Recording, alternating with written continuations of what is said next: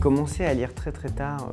Je lisais très peu quand j'étais ado et c'est vrai que j'ai vraiment commencé après une maladie à l'âge de 16 ans et je dirais que le premier souvenir c'est Martin Eden de Jack London.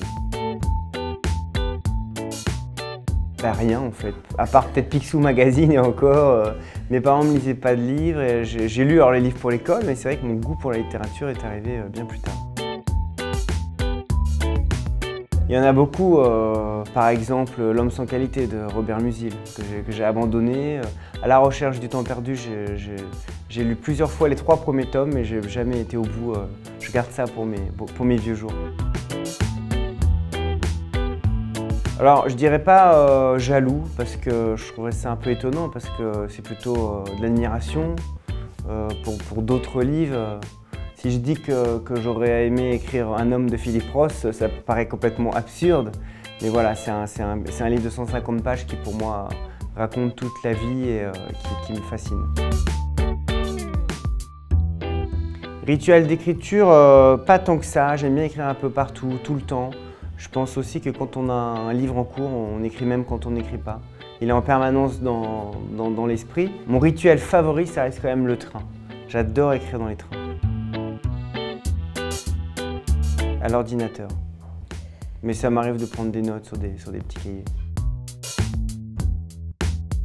Pas au début, mais progressivement, oui. Vers l'âge de seconde, première, ça s'est arrangé pour moi.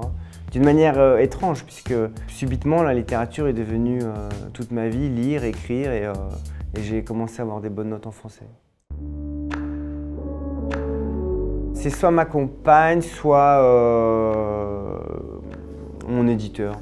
Et sinon, il y a aussi mon frère, il y a l'écrivain aussi Florian Zeller, voilà les premiers lecteurs. On me l'a demandé il n'y a pas très longtemps, je change souvent et j'ai dit peut-être. J'aimais bien ce mot pour l'incertitude que ça provoque et puis pour l'idée qu'il y a le chemin du oui, le chemin du non et que ça offre une sorte de possibilité. Il y a une phrase qui dit que écrire pour soi, ça serait comme faire sa valise et ne pas partir. Et donc c'est un peu le sujet du livre aussi, l'idée qu'on a, quoi qu'on en dise, écrire c'est se projeter vers d'autres personnes. Voilà. J'ai les yeux ouverts. Je me souviens et je restais comme ça peut-être plusieurs jours sur cette phrase, en me disant et alors après, qu'est-ce que tu vois, qu'est-ce qui se passe? Il y a plusieurs types de compliments, mais je pense que ce sont tous les compliments qui ont été liés à mon livre Charlotte.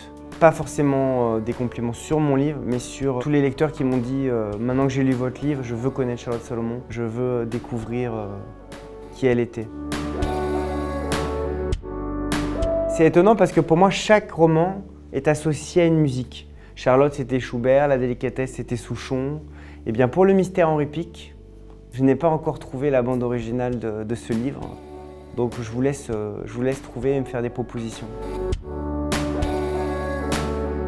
Peut-être quelque chose de Francis Bacon, qui a plusieurs dimensions, qui est à la fois un peu inquiétant, puisque c'est un livre qui est quand même un polar, et en même temps, j'ai toujours aimé visuellement les tableaux de Bacon. Ça serait l'instant. Pour ce livre, c'est vrai que c'est la Bretagne, c'est le Finistère. Ça se passe beaucoup à Crozon. J'aime beaucoup cette région qui est extrêmement sauvage et qui, symboliquement, en plus, est le bout de l'Europe. Ça serait une contemplation de la mer. Le cinéma, puisque si tout va bien, on devrait réaliser un deuxième film avec mon frère. Et puis j'ai fait des études de musique, donc c'est vrai que j'aime beaucoup aussi la musique. Je suis plus café, mais puisqu'on est dans un thé littéraire, je vais vous dire que j'ai été serveur dans un salon de thé pendant 2 ans. C'était un salon de thé qui était en face de l'Institut catholique rue d'Assas. Donc je suis un grand spécialiste du thé.